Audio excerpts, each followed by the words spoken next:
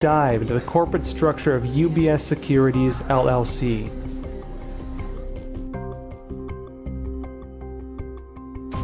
The company's profile on Bloomberg shows that 3 out of the 4 board members are Chinese. Their names are Luo Cheng, Ye Xiang, and Mu Lina.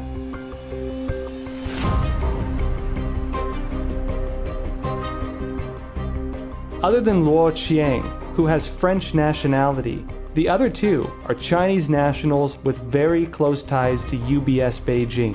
Based on public information, Luo Cheng is a banker who held senior executive positions at Citibank and Morgan Stanley.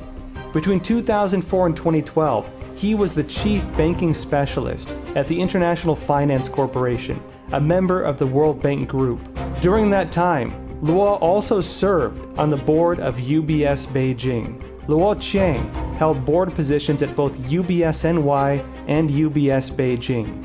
Ye Xiang has a very diverse background. Other than being a board member of UBS NY, he is also the managing director at Vision Gain Capital in Hong Kong, as well as a columnist for Caixin, a media company with deep ties to the CCP. At the same time, Ye is an independent board member of at least 6 other companies in China and a supervisor of more than 8 Chinese companies. Before the sudden change in board members at UBS Beijing, Ye had been chairman of the board at UBS Beijing for over 10 years. In Hong Kong, Ye had been the senior consultant for chairman and CEO of Hong Kong Securities and Futures Commission, an executive director of Bank of China International, a senior analyst at the Hong Kong Monetary Authority, and secretary of foreign financial institutions at the People's Bank of China. Mu Lina is a 40-something finance undergraduate. Along with being on the board of UBS NY, she is also the director of wealth management funds and head of fund operations at UBS Beijing. Mu's background is shrouded in secrecy. Her photo cannot be found on the internet. It should be noted that Mu is an independent board member of 2 companies, Chongqing Three Gorges Water Conservancy and Electric Power Co. Ltd. and SureCam Corporation until September 7, 2020. SureCam Corporation's business includes Internet of Things, cloud computing, and big data. Its CEO, Pan Fan, was an employee at Huawei for 14 years. Similarly, SureCam's business focused on internet and surveillance, and internet and law enforcement. It participated in the construction of the 3-dimensional social security system, as well as the Skynet project, a video surveillance system, electronic fence, and other CCP digital totalitarian efforts. It can be said that SureCam is a miniature Huawei and an enabler of the CCP's digital totalitarian state. The 3 UBS NY board members, Luo Qiang, Ye Xiang, and Mu Lina, all held board or executive positions at UBS NY and UBS Beijing, either at different points in time or concurrently. There is a clear link between the 2 UBS Securities companies. UBS Securities Co. Ltd., or UBS Beijing, was established under personal supervision by the current Vice President of China, Wang Qishan. According to the company's Chinese website, UBS Beijing was registered toward the end of 2006 as the first foreign-invested, exclusively managed, fully licensed securities firm in China. Based on the name, people often associate UBS Securities with the Swiss bank UBS. However, the company was actually a rebranding of the failed state-owned company Beijing Securities. Current UBS Beijing chairman, Chiang Yu-jun, presented during a 2017 interview that UBS Group received the full license of Beijing Securities with a 24.99% stake in UBS Beijing. Other stakeholders, including Beijing Guoxiang Asset Management with 33%, Guangdong Provincial Communications Group with 14.01%, China Guodian Capital Holding with 14%, and COFCO Group with 14%. Note that Beijing Guoxiang only had 1 shareholder, China Construction Bank.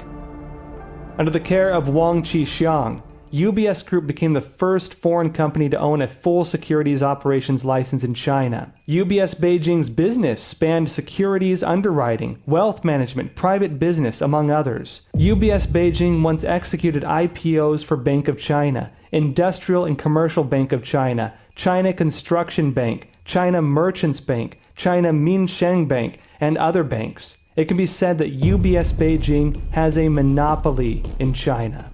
When the CCP introduced new policies in 2018 to allow controlling stakes by foreign companies, UBS increased its stake in UBS Beijing to 51%. Yet the company continued to be under CCP control as the board and executives were all Chinese nationals even to this day.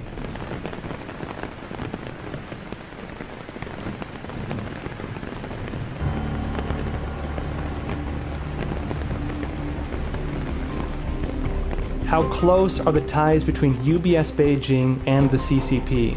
The backgrounds of two UBS Beijing executives could clarify this issue. Cheng Yi-sun, General Manager and Board Director of UBS Beijing. Cheng Yi-sun was an expert targeted in the CCP's Thousand Talents Plan, or TTP. A report on FX168.com describes Cheng and his wife, Xu Xiaohong, as special targets of the TTP. Cheng's uncle, Cheng Kai-jia, was the founder and architect of CCP nuclear experimentation and the recipient of the 2 bombs, 1 satellite medal. Cheng Yi-sun studied nuclear science at university and only changed professions after studying abroad. Xu Zhe, board director of UBS Beijing, manager and chairman of Capinfo Co. Ltd. Capinfo is viewed as the industry leader among Beijing's state-owned enterprises in the realm of e-government. Its partners include Huawei, ZTE, Unit 61019, and 61195, Science and Technology Exchange Center of the Chinese People's Liberation Army, the Chinese military, the Institute of Computer Technology at the Chinese Academy of Sciences, and others in the political legal system. Capinfo has multiple layers of partnerships with the military, intelligence, and political legal systems. It is a classic example of a military-civilian fusion enterprise. Add to that Mu Lina, with her background in Huawei Junior Surecam Corporation. One can only say that UBS Beijing is a highly integrated company of CCP military, intelligence, political legal, digital totalitarian, and financial oligarch forces. For a financial company like UBS Group, which has such close ties to the CCP and possibly part of the CCP's unrestricted warfare system, one can't help but wonder if this significant arrangement of investment by one of its subsidiaries was a typical transaction purely for profit, or if there were other motives involved. We want to start tonight with the evidence, with a remarkable video. On the evening of December 7th, 2020, the Tucker Carlson Tonight Show broadcasted video clips of a public lecture given by a CCP academic at the end of November in Shanghai. They revealed the explosive inside story of how the CCP was able to infiltrate and compromise America over the last few decades via Wall Street and old friends. 前边特朗普政府跟我们打贸易战，那么我们为什么搞不定特朗普政府？为什么以前1992年到2016年之间，中美之间各种问题都能搞得定？是不是？大家发现没有？所有的危机，不管是银河号事件，还是炸大使馆，还是撞了飞机，所有事情全部是床头吵架床尾和，2个月之内搞定。什么原因？这儿我抛出一个可能又要是暴论了，就是因为咱们上边有人，就是我们在美国的权势核心圈我们有我们的老朋友。2015年这个上次习总书记访问美国之前呢，我们知道各个系统都要在美国帮他暖场，是不是？那么咱们的党的某个系统，他在美国帮他暖场的方式呢，就是舆论舆论的话呢，就是这个习近平谈治国理政那本书的新书英文版第1版新书发布会放在美国，在他去之前先搞一个新书发布会帮他造势。天下没有美元搞不定的事情，是吧？如果一打美元搞不定，是吧？那我就晾他。这个当然这是我的工作方式。好，那么其实呢，就是说说的白了点其实呢，就过去这个30年过去40年，我们在美国的他的这个利用他权势核心圈，是不是？我前面讲过，华尔街在1970年代开始对美国它的内政外交有非常强的影响力所以我们有路径依赖，是吧？但问题是08年之后，华尔街的地位下降了。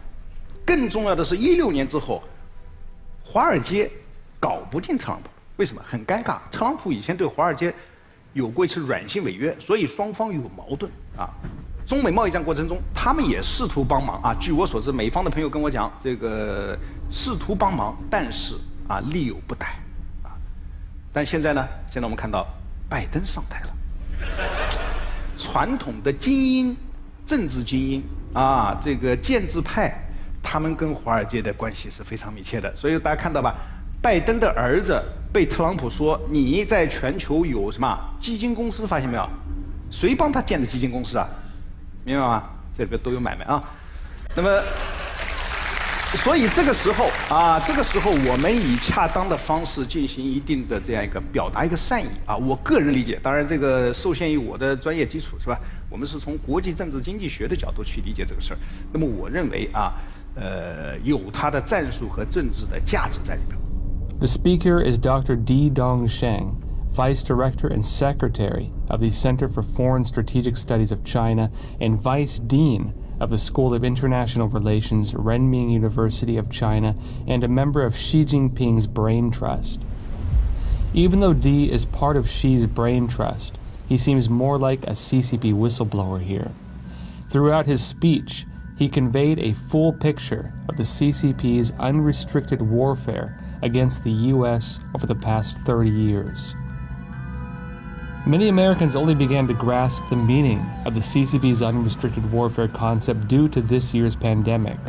The attack on Pearl Harbor was an overt strike by the Japanese, but to the CCP, a war for global rule can take many forms, with no restrictions, as long as the objective is ultimate victory. The CCP had already proposed back in the 1990s the use of unrestricted warfare to defeat America. The intentional, worldwide spread of the virus from Wuhan was the CCP's biological warfare. Fentanyl, which kills 30,000 Americans each year, is the CCP's drug warfare.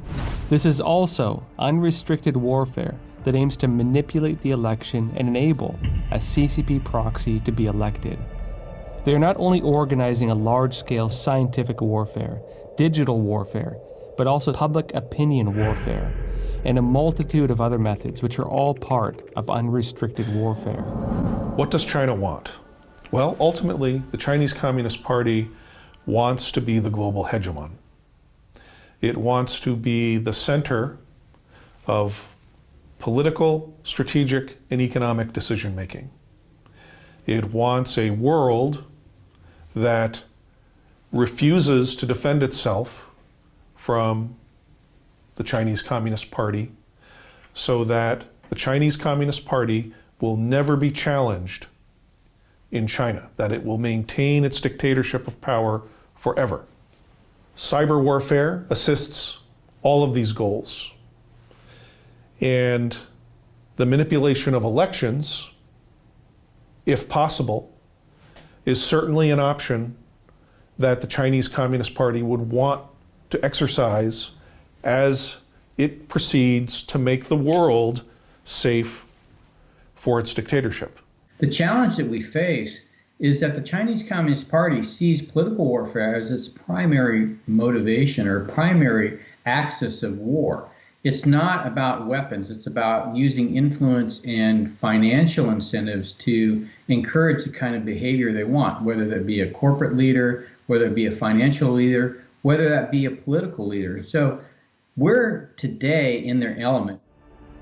Many phenomena and conflicts in society are actually part of the CCP's unrestricted warfare. Why is there increasing division